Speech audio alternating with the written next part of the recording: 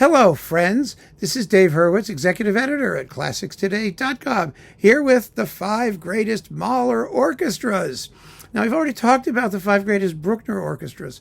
Bruckner and Mahler are an interesting pair. They're often lumped together as the end of the German symphony kind of people, but their sound is very, very different. And the orchestras that play them well are, for the most part, very, very different, although 2 appear on this list that also appeared on the Bruckner list. And that's also interesting for reasons we'll get into when we get to them. But Mahler's orchestra is an amazing, amazing creation. And what you will see in this particular list is that most of the great Mahler orchestras, the majority of them, are not the standard old German crew. Much as Mahler was like Viennese and all that, the standard old German crew that does Bruckner and Beethoven and Brahms so well is often not very good with Mahler. The reason is partly aesthetic. It's partly due to the fact that Mahler does not sit well with a lot of people who value the Germanic symphony approach. That is, its austerity, its lack of display, it's the idea that it's supposed to be somehow inwardly expressive and not excessive or vulgar or always of uniformly lofty and elevated taste. This is all bullshit, by the way. It's total bullshit. But that was the way it was projected throughout much of the 19th century, particularly when it came to German culture. And Mahler, because he was Bohemian and because he was Jewish and because his musical aesthetic was to embrace everything from everywhere, was largely disparaged. And his style was disparaged. And there are still conductors running around, Celibidache was one, and Günter Wand was one who just couldn't stand Mahler. I mean, they just don't get him. They really don't. And so they avoid him, which is good. They should not play the music that they don't like. I mean, there's no question about it. But the same is true of orchestras. Some orchestras embraced his music with open arms because it's just fun as hell to play. I mean, who are we kidding? Unlike Bruckner, where, everybody is going to be pretty miserable except for the brass section. In Mahler, oh my goodness. I mean, it may be tiring, but it's just fun. I mean, you get to do all kinds of things. There's plenty of good stuff for every single section and every player, and then it's just marvelous. So the orchestras that tend to embrace Mahler tend to be peppier and younger orchestras that are not as wedded to that Germanic aesthetic. They're orchestras that are good with contemporary music, good with doing more alarming things, that aren't afraid to make an ugly sound when Mahler asks for it. Those are the orchestras that are very good playing film music, for example, because Mahler had a huge impact on later composers who went to Hollywood. All of those things are factors. So here is the list, then, of the 5 greatest Mahler orchestras. Number 1, the London Symphony Orchestra. Now, this is interesting because the London Symphony Orchestra didn't have a chance to do a Mahler cycle until recently on their own label under Gergiev, and it was just dreadful. Oh, gosh, just mostly dreadful. Not always, but mostly. But the LSO has all of the requisite elements to do great Mahler. They did great Mahler 1 with Schulte, great Mahler 9 with Schulte. They did great Mahler with James Levine and Michael Tilson Thomas.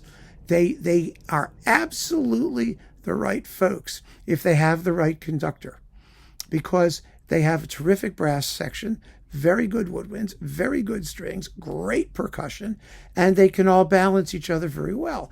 And they get used to do things like Star Wars.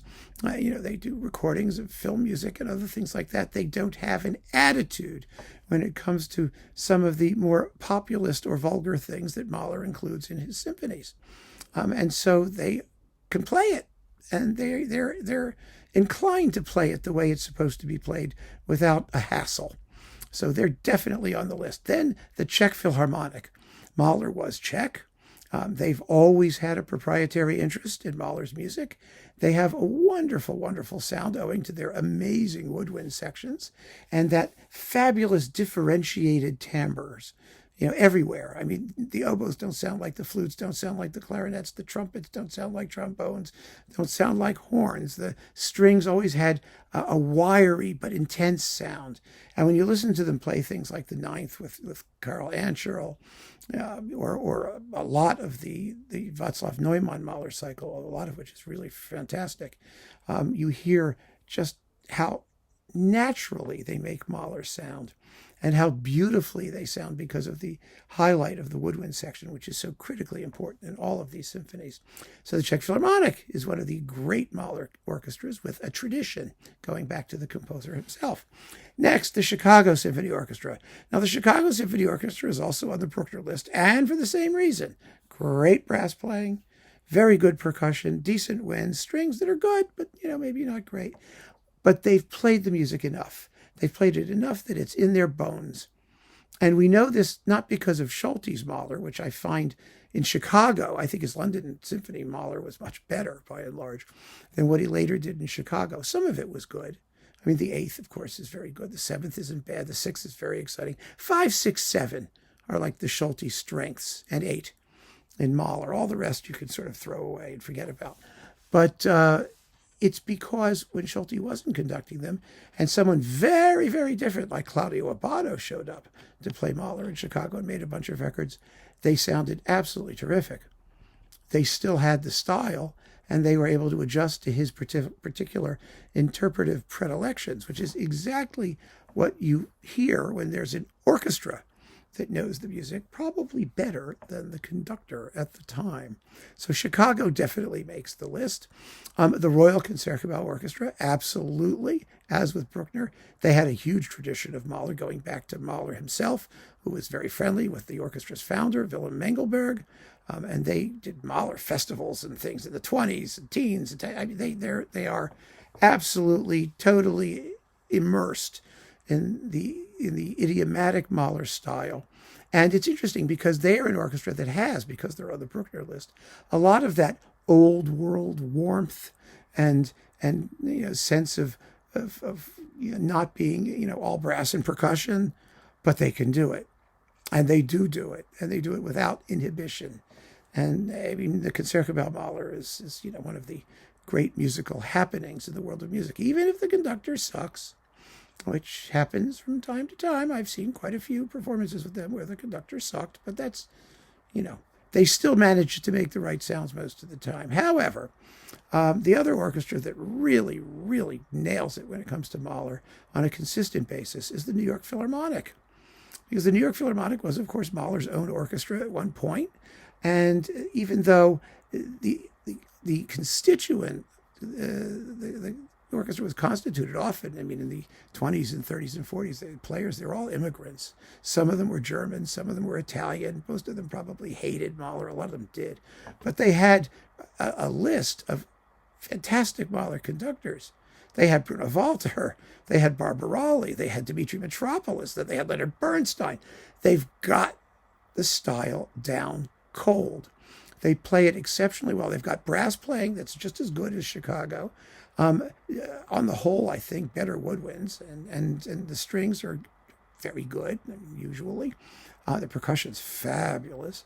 They've got a great percussion section, and they know how to make all the right noises. They are not afraid of doing something startling or strange sounding or ugly or dynamically questionable when they have to do Mahler. And so they are undeniably one of the 5 greatest Mahler orchestras. Now, if you have your own selection of greatest Mahler orchestras, feel free to toss them out there and explain why in a few pithy words or less.